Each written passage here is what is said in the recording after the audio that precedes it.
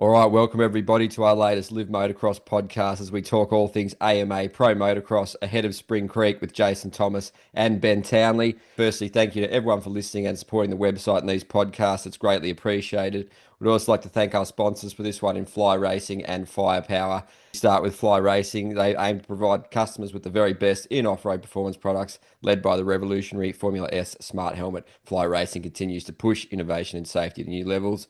Never before has style and technology blended together so seamlessly as the 2025 Fly Racing lineup. For more info, check out flyracing.com, your local dealers, and follow flyracing.global on social media and cheer for all their athletes in the SMX and MXGP World Championships. Also, big shout out to Firepower Batteries too.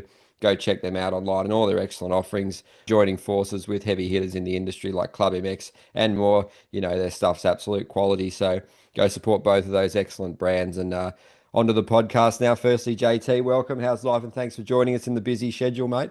Yeah, life's good. Just I'm in Rochester, Minnesota, which won't mean much to many, but it's kind of the hotel zone for the Spring Creek National and watching it rain a little bit, but I think most people are probably happy that the temperatures are down some. So looking forward to a good weekend. Nah, mate, Redbud was excellent, and we'll get stuck into that. Welcome as well, BT. Fresh off the Junior World Championships last weekend with young Jagger. Obviously, the weather wasn't ideal in that patch you mentioned. But how are you? And thanks for joining us, mate. Busy week, no doubt. Yeah, no, good. Just been getting cleaned up, sorted out, and then we just relocated to Belgium. So Levi's got a doctor's appointment and hopefully gets a green light and he can start riding. The only event he'll get to do officially this year will be Lommel. So we'll do a few weeks sand riding and hopefully get the chance to line up there. Oh, that'll be cool. You'll be there too, won't you, JT at Lommel? So it'll be good for you lads to catch up. Yeah, I'm looking forward to it. I will head out pretty shortly after Washougal, so a couple more weeks stateside and then a couple weeks in Europe. So it should be a good time. Have you ever been to Lommel, JT? I've been to Lommel many times. I've never been to Lockett, so Lockett will be my first one. Yeah, cool. Like it's a really cool, like it's a traditional sort of Grand Prix. You know, a lot of I don't know fans from over the eastern side of Europe, you know, come and it's traditional. But I heard they've just changed Lommel and they've shaved the guys at the front of MXGP are running around there in a minute and 28 seconds. So it sounds like it's pretty fast. Oh wow, yeah. Yeah, that'll be a sick weekend for sure. We look forward to that. A few thoughts on Redbud to start with there. JT obviously being in there working, mate. You and the team on the broadcast crushed it, but it was pretty hot. You know, the track was pretty demanding and challenging, got pretty deep. A lot of bikes were struggling there too, but epic weekend on the calendar. The fans always show up for that particular weekend, especially that Lot B crew. But yeah, the fly racing kits looked excellent as always. Cooper Webb's especially was unreal, but yeah, the podium interviews must be tough there, mate. I remember you were saying Hunter, he completely didn't hear it. Then you said something about like, what's the cure for world peace? And you pretty much said the solution for that. Or was it Weed? You're one of them said the solution for that's just about as hard as beating Jet at this point. But yeah, good value, good times for sure. Yeah, Redbud it's such a unique experience. You know, it's a race once the gate drops, but everything else surrounding it, the atmosphere, the crowd turnout, you know, it's one of the largest holidays we have in America with the 4th of July. There's just a lot of uniqueness when it comes to Redbud, and it was a warm one. It was really hot, and you know that kind of gets lost in the fray of the weekend is how difficult the ask was on the riders. Like it was a tough toll on guys. But yeah, in the end, I'll take Redbud every time, right? Like the podiums are its own world. Like there's nothing like it. You know, the riders can't hear what I'm saying. I can barely hear what they're saying. The crowd, I don't think the crowd even knows there's a podium interview going on. They're just there to party. It's like Woodstock for them. But it's a great thing. If you ever get a chance to go, I would go. And I do think we will be back at Redbud for Motocross of Nations in the next, you know, handful of years. I think that will happen. So maybe that's the time that everybody will get to go and make a first time appearance. Yeah, BT got some thoughts on Redbud there. Just any memories from the podium. The fans, they're pretty wild there, aren't they? No, I just want to get cut straight to the chase then and just go off, I guess, the tangent of it being so hot. Is that the reason that Prado faded from leading for 15 minutes to 40 seconds behind at the white flag? I'm Uh, curious because I say it like that, and it's a bit of a slant, the way I've said it, but I'm curious because that's the first time he's got a whole lot of TV time. Got to watch him ride that bike. I don't feel like he personally at home on that bike. Just if you watched him and you didn't know that was Jorge Prado riding, I don't think you would know that that's Jorge Prado riding that bike.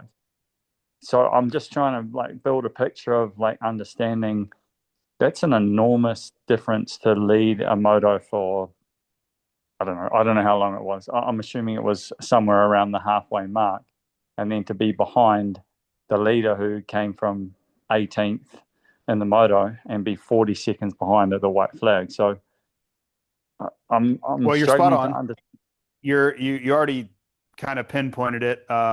Talking to people that were there and close to the situation, he was spent after the first moto. Okay. He had nothing left. So I don't know if it was just the heat, right? Like the heat is a big adjustment, or it was the effort to run the pace, that he was having to put in. We know he's not comfortable, so he's probably overriding the situation all the time. But if it's a combination of all of that, yes, your assumption that he was pretty. I was heard the word just smoked after the first one was spot on. Yeah, okay. Interesting. Again, and just go into a little bit more detail around the bike. I really feel like that it looks like he's riding around a Kenworth truck and trailer unit around there. It doesn't look that how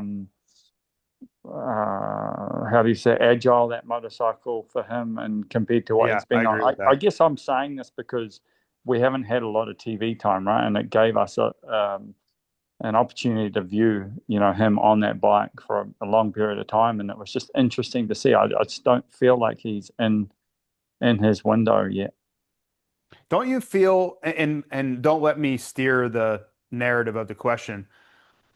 I shouldn't even ask you. When I watch him, I feel like he's riding a motorcycle that weighs, I'm trying to think what it would be in kilos, but I just use pounds, like 350 pounds, right? A normal motorcycle is like 230, 240, but say 50 kilos more than what it should be. That's what it looks like he's riding to me, comparatively to what he's always looked like his entire career.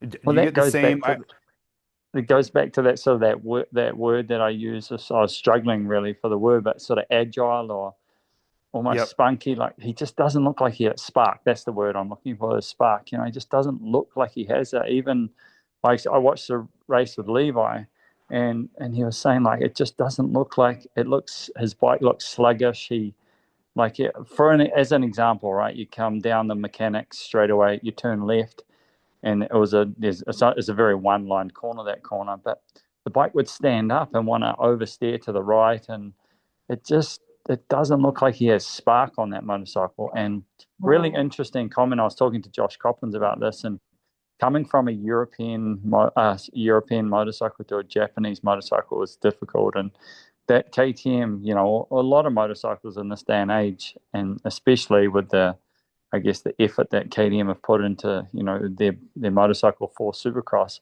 it's a lot shorter of a bike, and it's created around Supercross, right? Like they've designed it and more towards Supercross. So I'm in agreement with you. It just doesn't look like he has the spark on that motorcycle from what we know him as a rider. And that's, I think, something that we can give some good insight into, because, we've watched him a lot in his, let's call it, heyday in his European racing in the last couple of years. Yeah, it's a really interesting topic to follow. You're pretty much spot on with that. It just looks like he's sort of pushing so hard to get what he's getting out of it. And I guess, does he deserve credit for getting the results he's getting despite that? Because, yeah, like you said, he's not really getting that flow.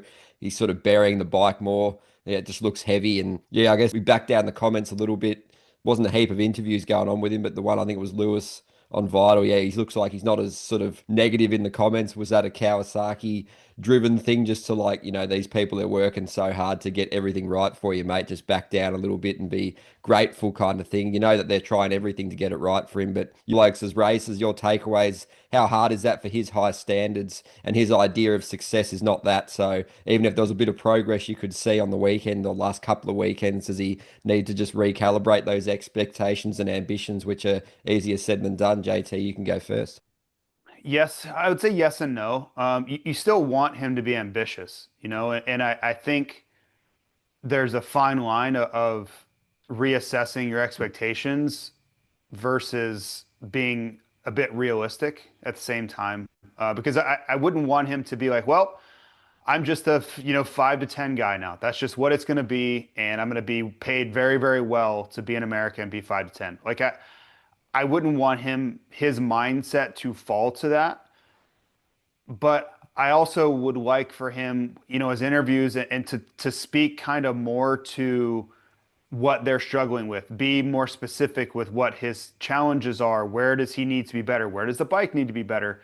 Because in the interviews I've heard with him, I've seen him talking to other people. It's very vague. There was a power conversation that I thought, okay, if that's what you feel, then good on you for saying it.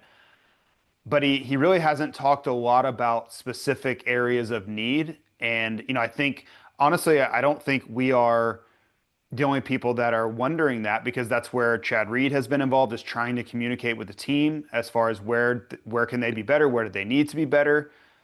But I haven't heard much as far as chassis handling, cornering, any of that stuff from him in any interview anywhere, because everybody's been asking. He hasn't spoken too much about what's holding him back. Because typically, like, if you asked me about some of the worst motorcycles I've ridden or had to race upon, I could tell you very quickly what the deficiencies were. Why was I not better? And maybe I didn't have a solution, and neither did anybody working on the motorcycle at the time. But it was very easy for me to communicate as to what the problems were, and that's what I want to hear from him, is to say, okay, I don't feel the bike's not stable enough. It won't corner enough. It feels like I just haven't heard anything other than what he was saying about the engine being too slow, which he basically whole shot at both motos. So I don't even know that that's a place he can go to anymore. But at the end of the day, if you're 40 seconds off the lead at the end, there's a miss somewhere. Yeah, I'm pretty stumped. I'm going back to my comments from a few weeks ago. It sort of stumps me a little bit, to be honest. I'm just don't know. I don't think he should reset his expectations. No, not one bit. At the end of the day, he's the past 23 and 24 world motocross champion. He has all of the tangibles to get it done. That there's something not quite right now, and and that's why I just sort of jumped in there like I did, and spoke about like what we saw, just because it was so visible what happened on the weekend, as opposed to what we might not have seen over the past 5 or so rounds. I know we saw a little bit more TV time at Southwick, but like I said to you, at Southwick, he was riding the absolute wheels off that thing, just out of sheer confidence of riding on the sand.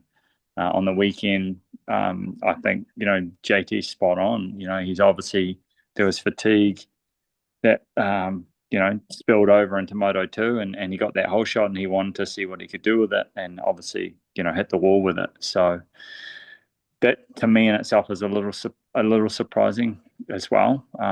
But yeah, the whole thing to me is just a little mystifying, just in general, and like JT said, without any real accurate feedback, for what he's saying in the press, or for what anyone in his camp saying. There's nothing for us to really be able to pinpoint. We're all just sitting here guessing at the moment. Yeah, it's definitely a conundrum going on there, and I guess it'd be a good point to follow on with his future teammate at Kawasaki. It's looking like obviously Chase Sexton will be fascinating to see him adapt to that bike, given the previous issues he's had on other teams. But I guess he made some comments on the break, just saying he needed a mental refresh to just take a breather from the sport and everything that comes with it. Maybe it might be a good decision for him long term, because he's had a pretty massive streak of races. But then you got the other side of the coin. Blokes like Steve Mathis saying he's paid to race, so he should be out there if he's healthy. So it's an interesting one, isn't it, JT? Where would KTM land with that? The employer, but also the rider, safety and well-being and mental, physical. There's a lot going on. Chase is an animal. So what's your take on that, mate? It was great to see him back anyway, though, wasn't it? Yeah, it was awesome he was back. It was kind of the tale of two cities for Sexton with me this weekend, because the first moto was, I thought, a disaster. no pace, 40 seconds off the lead, bad start, just really nothing to lean on. There was no bright spot or no silver lining to go back to the truck after the moto and work from. It was just a lot of negative. It was like your worst fears come true as you're going to come back to racing and be nowhere close. Like that was not a good look in my opinion, that first moto. But to his credit, I don't know if it was anger from not riding well in the first one or kind of knocking some of the rust off. Whatever changed between Moto 1 and Moto 2, he was a completely different racer in the second one. So kudos to him for kind of sorting through that because I think it could have spiraled pretty easily to the downside where he's just like, this is why I wasn't racing. This is why I didn't want to be out here because this and that and blame everything. He didn't do any of that, at least on the record. And he kind of showed up in the second moto and put in a pretty strong effort. So I thought overall, leaving, it was a pretty successful weekend, even though nothing seems to be fixed. He still has the same issues. He crashed in second. First moto was a miss. He's still not able to beat Jet. Like there's a lot of that theme still there, but for how it could have gone, I think he did a great job of kind of salvaging the weekend in that second race. I'm really glad that you brought up the theme part there, JT. Okay, I'll first of all say it was great to have him back on the gate. It's not very often that I'd agree with Mathis, and I do wholeheartedly agree. He's paid millions of dollars. He's KTM's current star to go up and compete to win championships against Jet Lawrence, Eli Tomac, Ken Roxon, all the other guys that are paid to showcase their brand. So he should be out there competing. So there's obviously something going on in the background, very similar to the Prado thing where we're not really getting a lot of information. He was extremely vague. I listened to that thing he did with Lewis, and that was very, very vague. And I'm exactly the same sort of breath to JT. Is the first moto was just a disaster in my view. For a guy that's paid to be, the star of your operation to win races. And then the second moto, again, is I guess to the point where JT was talking about the theme, right? And my son said we were sitting there watching the moto live, and 2 seconds after they showed that crash, he said, well, the Kawasaki's not going to fix that mistake. And that was his words. And so that brings me to the point of, he's changing brand. Yes, he's still got a number of races still to go this season with KTM, but really, we hold him to such high account because we know what he's capable of achieving. And I've said this to you guys in previous calls that we've had. The guy needs a mentor. That's the one thing that is majorly missing in his inner circle, because he's doing the same things over and over now.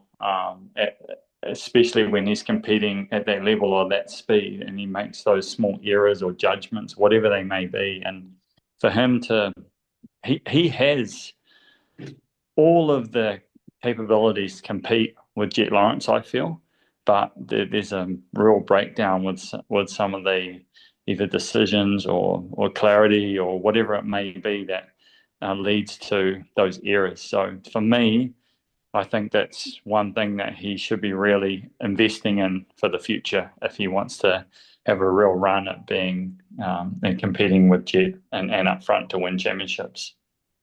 Yeah, well said. That's really interesting. If you want to weigh in on that, JT, just have you got any insights? He didn't seem overly keen on Motocross the Nations, Sexton, that he'd be doing that. Who knows what happens on that one? But is there a concern for USA with AP's health? Obviously, Tomac's having a bit of a drop off. Jay Coop would be an excellent option too. Deegs will only go if he thinks they can win, you'd imagine. So any movement on that? And just you want to follow up to BT's comments too?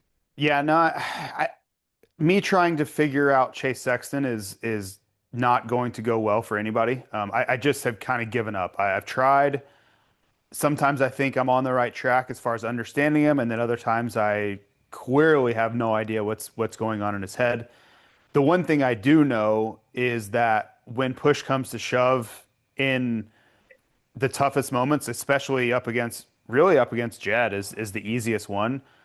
He still doubts himself. I firmly believe that he still doubts himself. As good as he is, the talent he has, I think he looks for reasons for it not to work. The bike's not good enough, whatever the situation may be. He's constantly, it's funny. I didn't mean to go down this pathway, but if you've ever talked to Dazzy Lawrence about this, he will tell you that it was fate that Hunter's name is Hunter and Jet's name is Jet because of their personalities, the way they attack racing, the way they live their life. Hunter is super analytical. He approaches everything methodically, just like a hunter would, like setting out to accomplish his goal with it's all laid out. Like he knows exactly how he's going to go about it. Where Jet's just flying by the seat of his pants, not a lot of thinking involved. He can just do the thing, right? Like he's incredibly methodical in his racecraft on the track, but outside of that, in his day-to-day life, it's not a well-orchestrated plan. Where I'm going with that is if you look at Chase, I think it's perfect too, because he's always chasing something, a different team, a better bike setting, a better bike, a different color bike. I don't know what he's looking for, but I can tell you if you're constantly searching for it, there's a really good chance you're not going to find it because racing oftentimes is about compromise.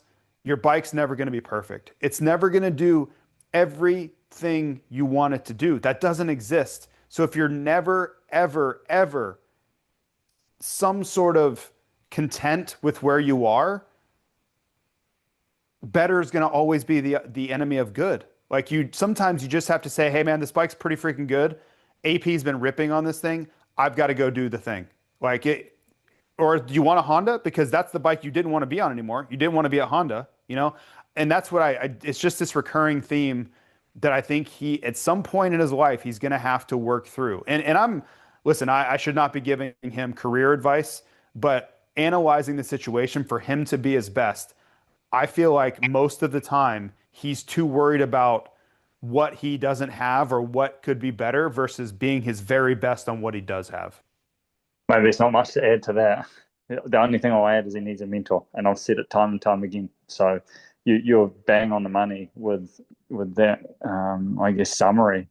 I was wondering where you were going to get to with his name, but where you got to and the analogy of that, I think fits perfectly for right now. So, I mean, if he was to listen to this, to me it made a lot of sense to me, in the way that you summarized all of that, and so he has to make a change. There is without doubt there has to be change. Otherwise, you do the same thing, you'll always get the same result. Yeah, it's really good stuff, and obviously that sort of bleeds into how is he feeling on the line with his confidence, and where does he gain his confidence from? If you're looking at the other blokes, you want to look internally as well. So that must be you guys as elite level racers. Did you extract your confidence from doing the work in training, race results, how you're feeling on the day? There's a lot of things that can go into it, and it'd be fascinating to learn what's going on in Chase's mind, wouldn't it? Yeah, for me it was a little different than BT, right? Like I didn't have a factory bike and I wasn't paid to win races or anything. So I always knew that I was kind of in my own world as like I needed to be the very best that I could be. The bike was going to be what it was going to be. I didn't have a million and one options to change it anyway. So it was almost a blessing at times because I was basically looking at the bike going, okay, this is what the bike is. I've done the best job I can to manipulate it with what I have to work with to make it suit me the best way. Now, the rest is on me. I have to, and if I have to overcome the situation, so be it. But that was the way it always was. So I didn't get lost in settings and I wasn't constantly coming in every time. And, you hear these guys all the time on the podium, or I do, because I'm talking to them, and they say, yeah, we went completely the wrong direction in between motos. And I'm like, what direction are you going, man? It was like 30-minute break. Like, oh, you basically jumped in a pool, jumped out of the pool, and then went back to the line. Like, how do you go completely the opposite direction? Or why did you even take a chance on going completely the opposite direction? And I understand they have a lot of different things they can do. I just didn't have any of that. So it was always more. Maybe that's why I'm hypercritical of Chase in this aspect, because I always felt like it came down to me. Like if I was going to do it, that was going to be it. The bike wasn't going to do it. The team was only going to be there to help me once I came in. If I didn't execute on the racetrack, there was no one else to point a finger at other than myself. And I wish Chase at some time would just be like, I just need to go out and beat Jet Lawrence. Like, that's it. Well, I've changed bikes. I've ridden everything there is out there. I've tried every setting there is known to man. If I'm going to beat the guy, I just have to go beat the guy. And I think he knows that deep down, but his actions don't always reflect that. I just feel like he could use, and I want to say accountability, and I don't mean it because that sounds so negative towards him. I don't mean it negative towards him, but if you were tasked with, like BT, right? You coach riders, you've been around the best of the best. If you were tasked with, hey, I don't care what you have to do, come hell or high water, we need Chase Sexton to beat Jet Lawrence. Like, I don't think you would want that job. I know I wouldn't. I wouldn't want to have anybody beat Jet Lawrence. But I think somewhere in there you would say, enough, Chase, enough with all this other nonsense. We need to focus on what really matters.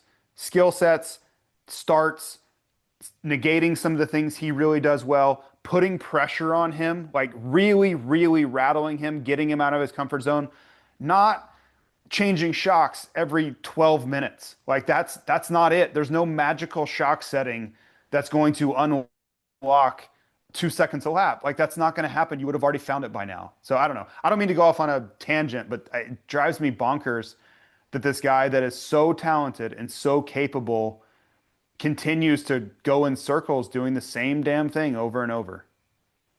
So the word accountability that's not negative in this breakdown right here, because that's where he needs someone at his side to be exactly what JT is speaking to in terms of accountability. You do not need to change your shock again, or your forks, or this or that, or whatever it is you're searching for. That's not where the win is going to come from. It's going to come from within you as a racer, and the way that you approach your racing mentally. Because physically, the dude is a beast. He's the fittest, gnarliest dude out there outside Eli Tomac. So it comes down to the top 2 inches for him and the way that he approaches the racing. And that's why it comes back to that accountability. And I put that on the onus of a mentor and someone there that can help steer him and give him that guidance of how he approaches his racing, really. That's what it's going to come down to. So I don't think it's, for me personally, I love the fact that we've gone off on this tangent. I'm breaking that down because we if that doesn't change, we're going to continually see that over time, and it's interesting to break it down, in my opinion. Yeah, it's a fascinating conversation to have. And, go back to training. He probably looks at the Lawrence brothers setup and envies that, how they've got the compound, the team. Everyone's in the same direction. They've had that continuity for years and years. They know how each other behave. They know what, best programs on and off the bike get the best results. So I guess he'd look at that framework and be quite envious, wouldn't he, JT? I'm going to jump in. I'm going to jump in. He had that. He had that. And just like JT's comment, like AP was ripping on that motorcycle in the first 4 or 5 rounds of the championship. He's got that motorcycle. Like, stop with this crap. No, stop with this. Like, just go out and ride your motorcycle.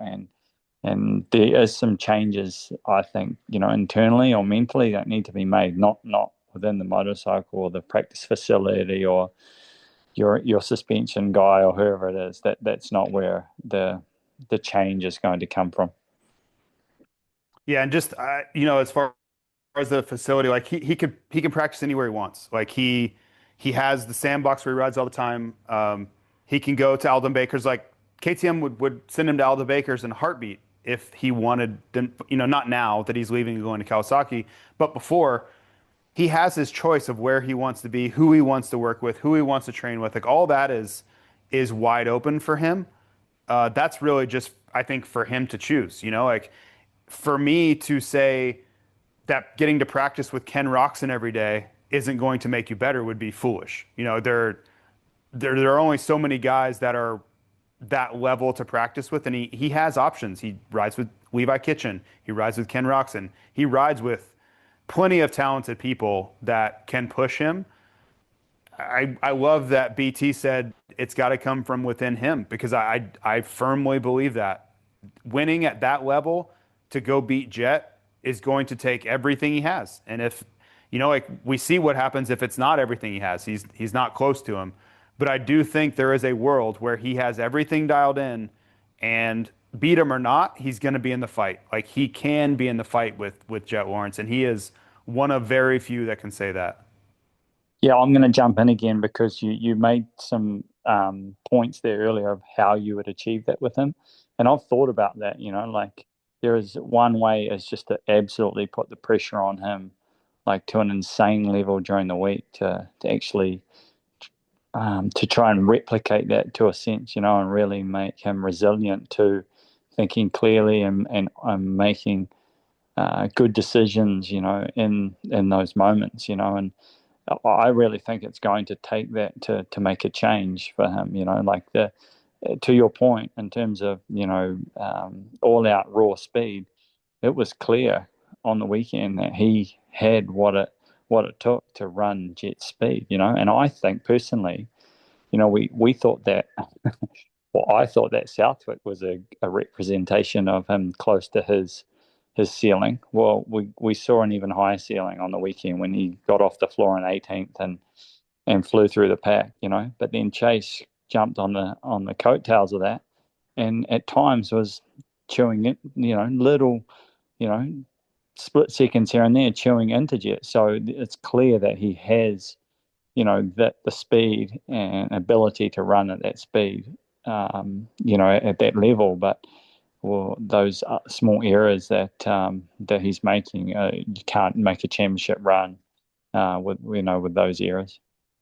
Yeah, that's super interesting. And you were mentioning JT when Jet, he got to first on that charge and obviously passed Chase as well. And then you could see him look back. So do you reckon there was any concern from Jet there, JT? I think it was mentioned, but yeah, you might see him as the threat speed wise at the moment with Tomac going through his problems, AP having the health issues. Hunter's obviously elite and giving him a good run for his money, but pretty interesting to see how that plays out. And it was a pretty amazing stat from SMX Muse that said Red Bud was Jet's 17th career 1-1 in the 450 class, already passing James Stewart on that stat. Only 2 away from Tomac and 3 away from Dungey on 1-1s. Obviously, Ricky, it's a record with 60, so SMX Muse, good stat, that one. So just your take on that, JT, then BT. Yeah, I think he does consider Chase a threat. Now, I think he's very comfortable with racing Chase because why wouldn't he be? He's had so much success racing against him. But he understands that Chase has speed to burn, and not many of those guys are kind of in that conversation. So he has to be more aware than he does with pretty much everybody but Eli. I thought Ben did a great job earlier this season of explaining the differences of Jet's racecraft when Eli is on form versus when he's not. You could just see, like at Southwick, how quickly he wanted to exit the premises, and obviously not the premises, but he wanted to build a big lead quickly because he knew what Eli was capable of. I think the same rules typically apply for Chase. He has to respect Chase's ability. He cannot allow Chase to get a big lead. He doesn't want Chase sitting on his rear wheel for too long because he knows he can go with him. And it's for a guy like Jet, it's constant threat. You're just always assessing threat the entire race. And some guys he's not super worried about. I don't think when AP passes him, he's in a super stressed situation. But Eli and Chase, I would say, are the two guys where he wants to know where they are at all times when the race is going on. Oh, you can see that, just in terms of you on the broadcast were able to really showcase that in terms of, what he was analyzing on the track at the time, and I thought that was great, for us to see that in real time of him going through the motions of that. And like you said, it's a threat assessment in the way that he's going through his process at the time, and it's interesting. I listened to him. He did that interview with AC and JB, and just he actually keeps things really simple in his mind when he races. Like they said, oh, what did you think about when you were lying on the track? And he said, well, I just get up and I see where I'm at, and then I just go to work, and start picking my way through the track. Doesn't overthink the process, it seems to me, which is really interesting. And again, when he does have to have that, I guess call it threat assessment, he's able to do that very methodically in my mind. Although he was quite confused, I felt, when he looked around and there's been this guy. I don't know who said it. It was yourself, JT, or Weege, or Bubba, but he didn't know where he was. Is he right behind me, or is he completely out of the picture? He really didn't know what was going on at that time, which you could sense that and see that on when we were viewing it. Yeah, that was me, and I was watching him really closely. And BT, you'll appreciate this when you're racing.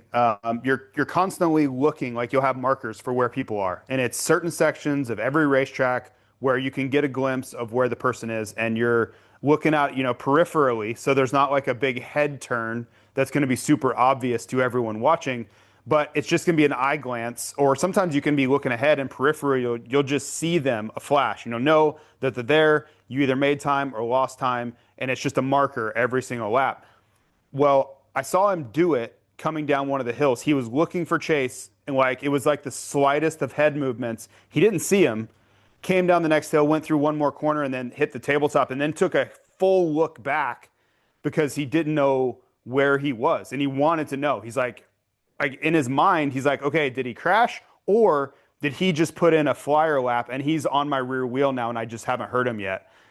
That type of situational awareness, he wouldn't care if that was AP, if it was Justin Cooper, Hunter, whoever.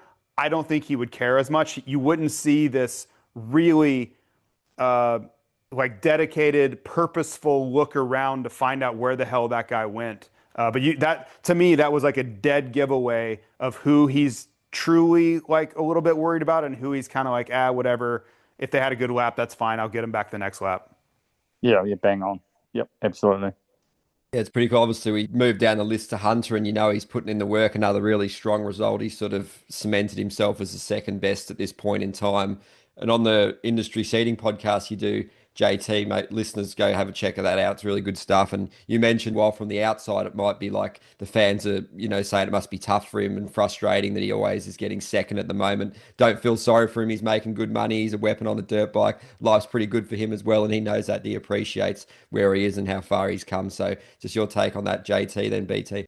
Yeah, I mean, things are going well for Hunter, and I always say the stuff that I say about we shouldn't feel sorry for him, because I hear it from fans. I'll see it online, oh man, he can't beat his brother. He's got to be so frustrated. Well, yeah, I mean, he wants to win. Of course he wants to win. But I think my take on it is, and I've heard James say there's going to be family problems if he doesn't get him. I don't really agree, because I think Hunter knows what he's dealing with. If there's anybody that knows what Jed is, it's his brother that spends, half of his waking hours with him and rides with him every day. He knows what he's up against. So I think he's very happy with how things are going. Would he want to be champion? Of course he would. But he's beating, he beat Chase Sexton overall. He's beating Eli Tomac on a weekly basis. He's, one of the best 450 motocross riders in the world right now. Things are going pretty well in the story of Hunter Lawrence. Jet Lawrence be damned. That's a conversation for a different day. I just think that if you look at the story of him and his career, he has so far exceeded expectation to this point that he has a lot to be proud of. And if he was only concerned and upset with the fact that he's not beating his brother, who is arguably the best motorcycle racer I've ever seen in my life, then that would be a shame. He would be missing out on what a great journey this is and has been. Yeah, and I think I think he is fully aware of it. Like you said, he's been, out of anyone on this planet apart from Dazzy, Hunter knows what Jet's capabilities are more than any of us on this earth, and he's fully aware of that. And I think that he is genuinely enjoying his racing. He's having an absolute cracking go at it. He's, like you said, he's beating probably some of his idols, and Eli Tomac and guys like that. He's, surpassing probably a lot of what his potential expectations were. It's he did really well to get him, wind the clock back, get himself out of that hole that he was in with injuries and just a catastrophic, beginning to his career in America, and to the point where he is now. Fast forward all the way through, he's at the pinnacle of the sport. Apart from, beating Jesus himself, so it's really, I think, a great story, and we should applaud him for everything that he's achieving. I really do think that genuinely he would be very content with what he's doing. Yeah, absolutely. You got to respect and admire the way he goes about it as well. He's super good competitor. Obviously won the Nations last year for the first time ever in Australia. There's so many good things going on. Spearheading that AusX Open, which you'll probably be at, I'd imagine, BT. So there's so much cool stuff going on, and he keeps putting it in there, getting those bonus checks. So I guess the next one on the list, Tomac, another rough one. A little bit of momentum downward turn in the last couple of weeks. JT, you mentioned he's missing that elite intensity.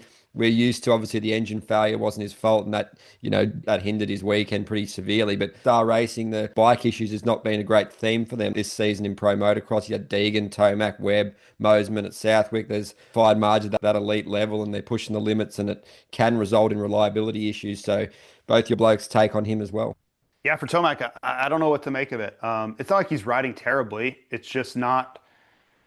It's not the guy that was pushing to the front. I thought he could win motos, a challenging Jet. That guy hasn't been around for a couple weeks, so I've heard some interesting takes. I talked to Sebastian Tortelli a little bit, and he kind of was hypothesizing that Eli's trying to kind of figure things out. Like, he felt like he was going to be in the fight every moto to win, and now that he's not, he's struggling to kind of wrap his head around that. So I don't know, what's happening there, but it's interesting hearing from guys like BT or Tortelli or James Stewart, all these guys kind of all trying to put together what's gone on the last few weeks, because it really feels like he's kind of taken a step back in performance. And I don't, like the most interesting part of it for me is the question of, is his step back a result of Jet stepping forward? And what I mean by that is, Jet really kind of broke out at Southwick, and you could just tell, like, oh, there's a whole nother level here to Jet that he's just getting back to because of health and getting the motorcycle sorted and all the combination of everything. And I just wonder if somewhere in there, Eli's just optimism and kind of vigor for being in the fight took a hit, because he realized, like, I can't beat that guy. Like, right now, I can't even see the guy. I'm 20 seconds down from him at a track where I'm expected to win. Like, that to me is the most interesting. Like, yes, we all know he's not as good as he was, but I just wonder if they're related to each other. The fact that Jet took this giant step forward, which kind of helped Eli take a step back mentally.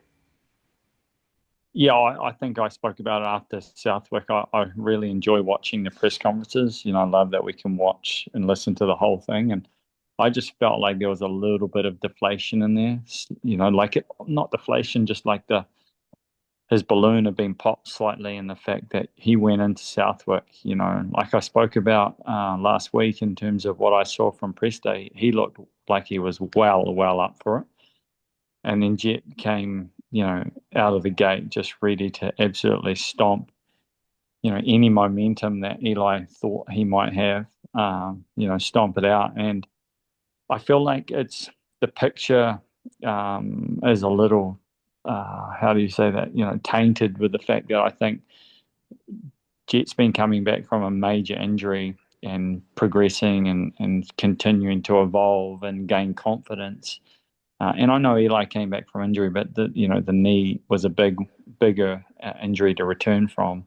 ACL, reconstruction, and I think that just the picture just looks just a little hazy because of the fact that Jet has made an enormous leap, like you said, in the last couple of weeks with confidence off the back of those starts in Southwick, I feel, and able to really ride to his potential or near his potential. And Eli didn't get the starts, and all of a sudden he's on the back foot and not able to ride to his potential, and that especially at Southwick when he probably came in there with a head of steam. So yeah, I certainly agree with that. I think we're speaking, along the similar path there, JT. I just feel like they certainly lost a little bit of the wind out of Eli's sails, I would feel. And I believe that started in Moto 1 at Southwick, if I'm truly honest, because before that, what was that? That was the second moto at High Point that he won, right? Am I correct in saying that? So I feel like, Southwick was a bit of a turning point there for Eli. And I read into that just in the way that he, spoke in this press conference. And I could be wrong, but it just feels like there's just a little bit less wind in his sails now after what, like you said, when you're 20 seconds behind a guy that you thought you might have, the credentials to get on top of on that day, and you're that far behind, it certainly would be a little bit deflating. That's certainly how I would view it anyway from my shoes. Yeah, well said. Great insight, lads. It was quite strange. JT on the podium, on the top three positions. Obviously, Deegan had an interview, but no podium finishes for Deegan, Tomac, Plessinger, or Sexton at Redbud. So fans didn't seem to mind. It was an HRC domination day. Also, to switch, what was your take on the Coroli Ducati effort? That was really cool seeing him there to make that memorable Ducati USA motocross debut. Ninth in the first moto, really excellent effort. Then the bike failure in the second, but proved what a class act he is on a pretty stock bike. Racecraft was there, strong starts. Looked like he was having a blast. Very impressive for a 39-year-old on a pretty sort of stock bike in that stacked 450 class, wasn't it, JT? Did you catch up with him? Yeah, I got to speak with him. I thought it was amazing. Like when you think about when you factor in age, the bike limitations that they had, different suspension, different components than he ran in Matterley, on a track that a lot of riders feel comfortable on. They've ridden a lot of laps on where he hasn't ridden as much on. It was a really hot day, which is not ideal conditions for anyone coming from the EU. Like it was brutal on Saturday. So when you put all the headwinds into the equation, and for him to get a ninth in the first moto, like I thought it was heroic effort, like fantastic job. Now, whatever happened in the second moto, they said it was electronics, whatever. Whether he was tired, whether it was electronics, whether there was a bigger issue, I kind of don't care. Like he wasn't there chasing championship points or anything else. I just thought if you were Paolo Ciabatti or anybody involved with that effort, Rick Ziegfelder from Factory Connection, that had to be a huge success. Like that had to come out with that rider who's retired, a test guy, on a bike that's not even the full race bike, on really difficult conditions type of day, and you get that. Like I don't know what more you could have wanted out of the day. So a lot of respect for all of them and the effort that they put in. And if you told me that this weekend at Spring Creek, the high is going to be like 78, which is really nice. It's going to be a little rainy, which is going to make the track a little thicker, which I think will help Tony's kind of skill set, a little softer, a little slower racetrack. If you told me he was in the top 10 again, I wouldn't bat an eye for a second. Yeah, I think he'll be back in the top 10 without a doubt. I think, going off the back of the fact that he raced at Madeley, at Redbud, I just can't get over the fact that he's 39 years old. He's a year young. I don't know how old you are, Jesse, but he's a year younger than me. And he's out there racing in the top 10 of both the World Motocross Championship and the American Outdoor Motocross Championship. It's phenomenal to think that he's able to do that. So, yes, I do think just based on what he's done in the past few weeks, I think that he'll be in the top 10. I think just overall, they must have ticked all the boxes for them, other than the fact that they had a mechanical issue on debut, which, is a little worrying, I guess, for them, to have that happen But overall, I think it's got to be a major success for them to be able to launch and have him, as a face of an Italian motorcycle, an Italian rider on that brand. Must have been, ticked just about all the boxes apart from the mechanical one, really. Yeah, 100% just adds another awesome sort of storyline into what's a really good time for fans, media, everyone to be covering and watching the sport. There's so many awesome stories. MXGP, stateside, even Australia, the Webster beat and battles, just awesome. Motocross is in a really golden space at the moment. But touch on the 250 class lads. Shimoda, what a day, 1-1 HRC with the boss there from Japan. Obviously, Honda sponsored the event. First pro motocross win for Shimoda on a Honda, so definitely day to remember. Fans love him. And I guess Deegan salvaged it with a pretty impressive second moto there. Obviously had that injury earlier in the day and battled it through. Pretty gritty, tough effort. So just your take on the 250 class lads. Start with you, JT, and then we'll tuck into some silly season afterwards. Yeah, I mean, it was a weird day. Deegan looked great until he crashed, and then everything changed, and he just, the injury was, I think, significant enough. If you saw like his Instagram to see how badly he was bruised, like when he's there in a hyperbaric chamber, his entire leg, like the inside of his leg from knee to his groin area is purple. So he suffered a lot of trauma there, so it doesn't shock me that he was a little off the rest of the day. Just looking at his leg, I can understand how painful it had to be to grip the motorcycle and push.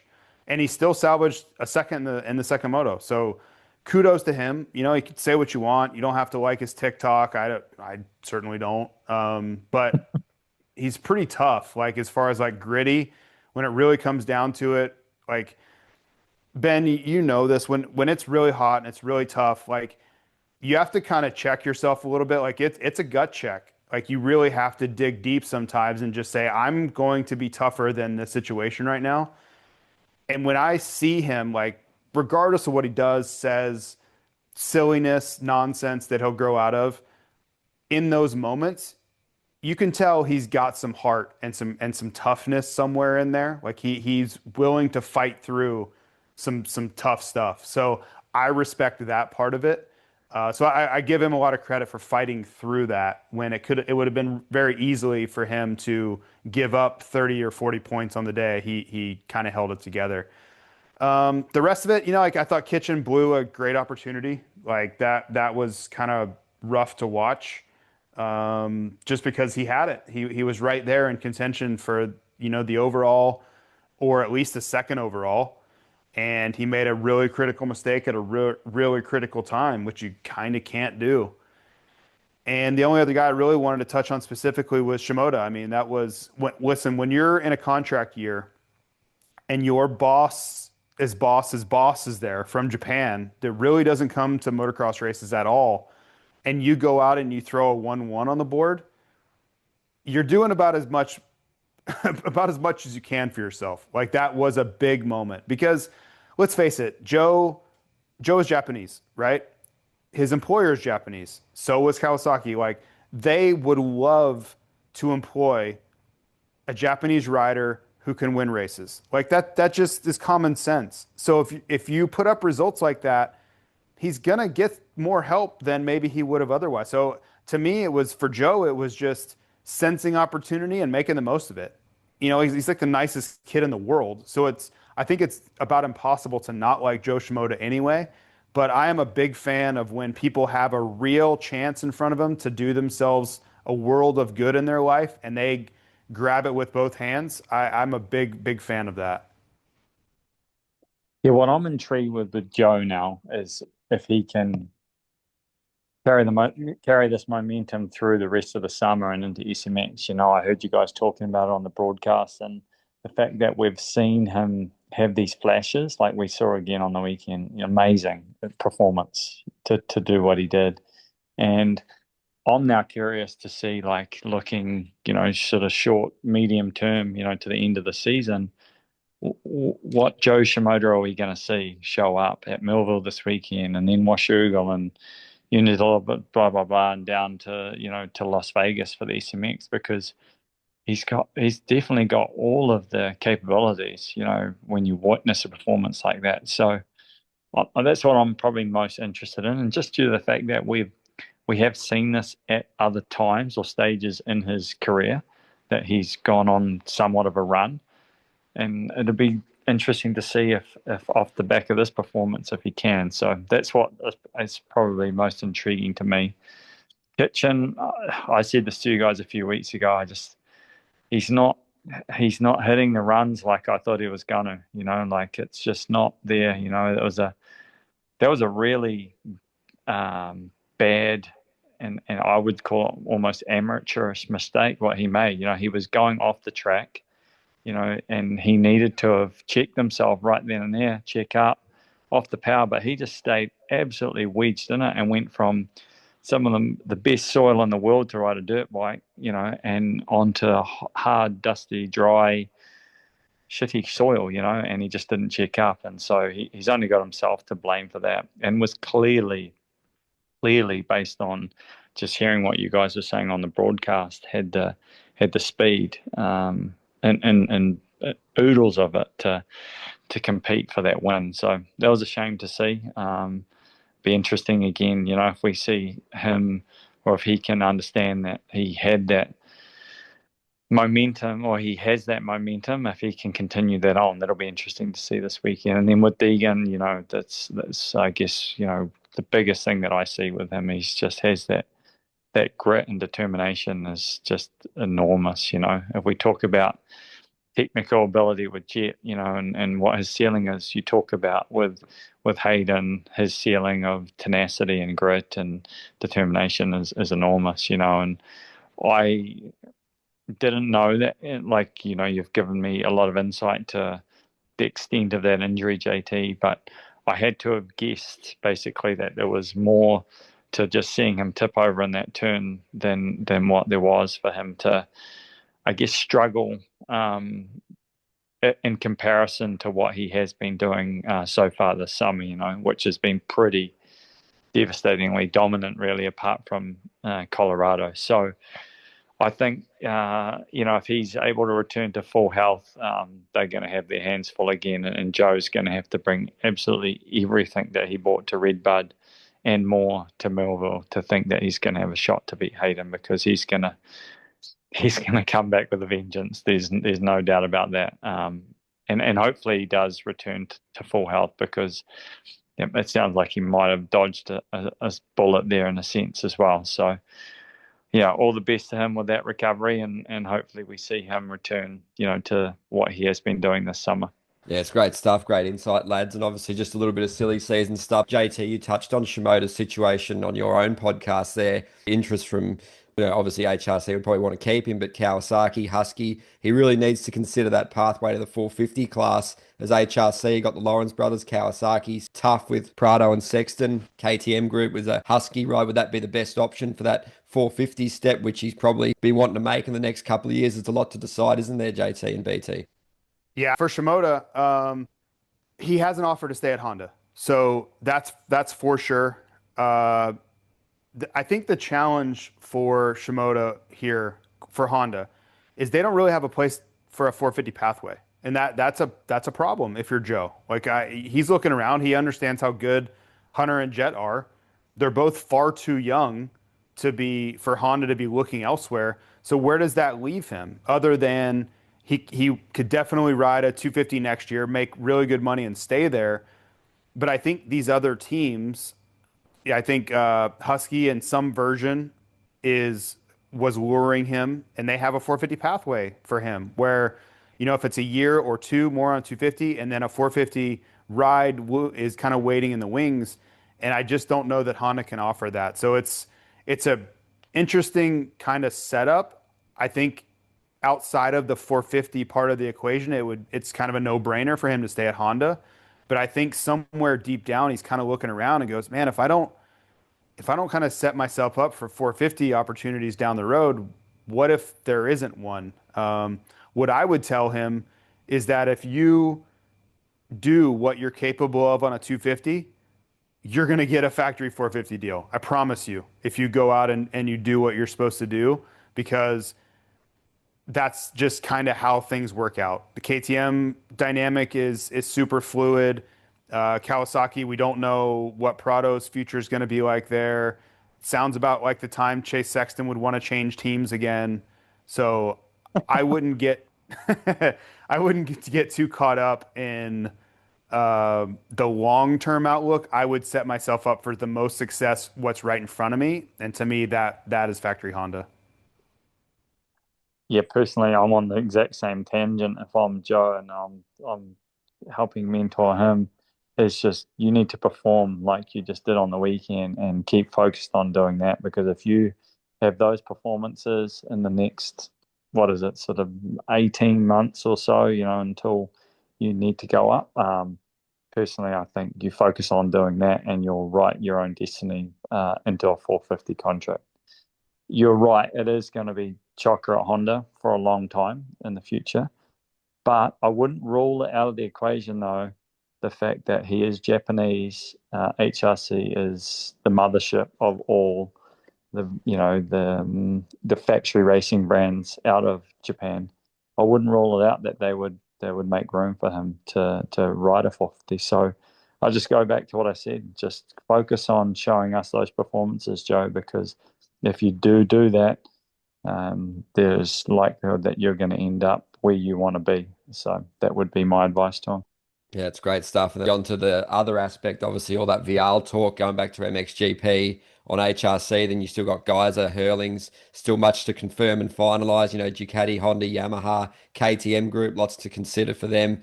Both sides, obviously mainly MXGP at this point, but Coonan's, DeWolf, their pathway to America. I want to get your guys' take on, do we see less European guys wanting to go to America, given you look at the long-term situation of the 450s in AMA, Supercross especially, and Motocross, the difficulty of the task to win with guys like Jet, Hunter, Tomac, Sexton, Deegan's coming. You still got Roxon, Webb, RJ, Mookie, J. Coop, Plessinger, Barsha, Anderson, even Prado. It's really stacked. It's going to be hard to get those 450 titles. Does that mean a good thing for MXGP? Maybe their series has a bit more of that spread of talent. So be interesting to get your guys' take on it because it's going to be nigh on impossible to win a 450 title stateside. And then you got to factor in with Hurlings, Fevra, Sewa, Coldenhoff in the final years. There should be some pretty good factory spots available. So, yeah, I guess you want to start with that, JT, and then BT carry on.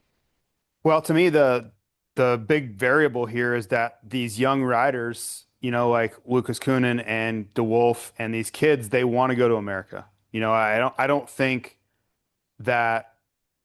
I don't think Kai DeWolf is looking at America going, I don't want to go there because I don't want to face Jet Lawrence. Like I think he's too young to really think about that. I think he's looking at the 250 class racing against like Deegan or some of these guys. He watched the success, kind of the success that Vialis had, 2 Supercross titles in the fight to win 250 Pro Motocross races. And he's thinking that can be me straight away. And whether it is or isn't, I think that's what he's looking at.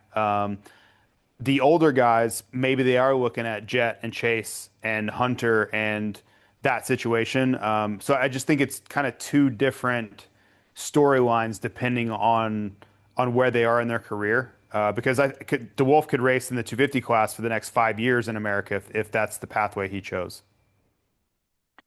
Yeah, look, for me, I probably haven't thought too in depth about the way that you put it, Ed, and the fact that, there is probably an enormous list, of riders already lined up in America and these guys to be thinking about making the jump. But what I can say is from my own personal experience, the lure of America and, what it provides and I guess the dreams that I had personally, if that's what you want to do and you've got the opportunity to do it, you'll do it. And like JT said, they're probably not looking at the 450 class anyway.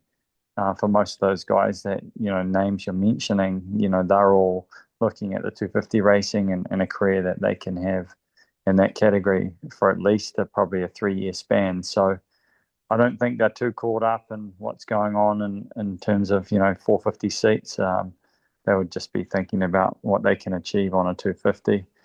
If you reflect, turn the page back to GP racing, there certainly is going to be the spaces here and certainly in a couple of years, with the fact that Hurlings is getting near the end of his career. Seawers as well. Tim's probably got a few more handful of years in him. Fever as well, probably on the tail end of his career. So there certainly are going to be a number of seats open here, which is probably something that some of these guys need to consider in terms of when I haven't really had until this year much insight into what's going on in the MXGP industry, and there's certainly if you're achieving at the top of the category, or certainly one of the A rider, let's say, there is some good money to earn in Europe, and if you put your head down and can win a bunch of races and the odd championship, there's certainly good money to earn here for those guys as well. Certainly not to the extent that what Jet Lawrence is probably earning and winnings, but then only one person can win in either championship as well. So there's you've got to consider, I guess, what's the best long-term, play for you if you're certainly in the 450 class, I guess. That's excellent stuff. You got to consider, I guess, winning, finances and just what you want to do as well. So there's pretty cool stuff to be had. And obviously, lastly, JT and BT, a bit of a Spring Creek preview. Best track on the calendar for many. Excellent facility. Obviously, BT, you mentioned you were hearing about all the excellent work done by the Martins for this event and the facility. We're great to see. Any sort of keys to success, memories, JT, the elevation, the dirt's good. Mount Martin's always a showpiece sort of section, seeing the riders flat out there. So how's the weather looking? Rain on the cards. So you're there, mate. So what's it all going to shape up like? Well, this track's fun. That's the first and foremost thing I think about. There are tracks that you're just trying to get through the day. You're not excited about the track you have to race on. I think it's even more true for MXGP.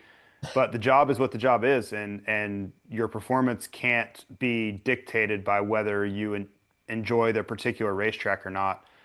Thankfully, this is one where I think most people like it. It's a fun track to ride. It would be one of those tracks where you'd be looking forward to going to practice on it during the week, and that helps. I think it helps people's moods. Like it just have a little bit more pep in your step because the track is enjoyable. The conditions are going to be good. The dirt is, I think, really cooperative. A lot of traction. You can trust it a little bit. It can be a little slippery at times too, but overall, I just think it's one of the races that riders look forward to. So yeah, when it's weekends like that, I just kind of try to lean into it and enjoy the experience. They're not always going to be exactly how you want it to be.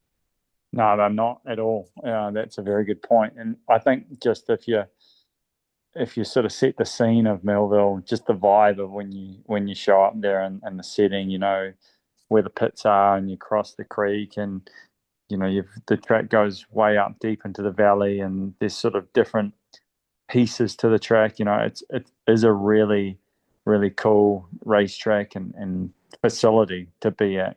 So that's why I speak about the vibe, because whenever I've been there, and I think the 3 times I raced there, I always felt like it was just a really cool experience to be a part of at that race, and there's no doubt that I think, just listening to that podcast I listened to with Alex, he's really trying to put a lot of energy into learning from events like Redbud and the Richies who organise that, and trying to really put his own sparkle, onto their own family event now. And I'm really curious to see where he goes with that, because I think that it has great bones. They've put it into a fantastic spot, what they've done to this point, and he certainly seems really motivated and energized, to take it further. So, yeah, look forward to watching this race. I know it's certainly, for me personally, was one of my favorite tracks in America to go racing in. Like JT says, it's just it has really good variety to it, and the soil just lends itself to being enjoyable. So, puts you in a good mood, that's for sure, when you get out of the rental car. That's right. Yeah, it's going to be a great one. Yeah, and thanks again for joining us on this podcast, lads. Been another epic one, full of great insight on a host of topics. So obviously, massive shout out to the fans for listening to these and supporting the website as well. Huge shout out to Fly Racing and Firepower Batteries as well. And yeah, obviously, big thanks to BT and JT. So look forward to speaking next week, and all the best for the weekend. Should be a good one. Thanks, boys. No worries. Have a good one. Speak next week. See you guys.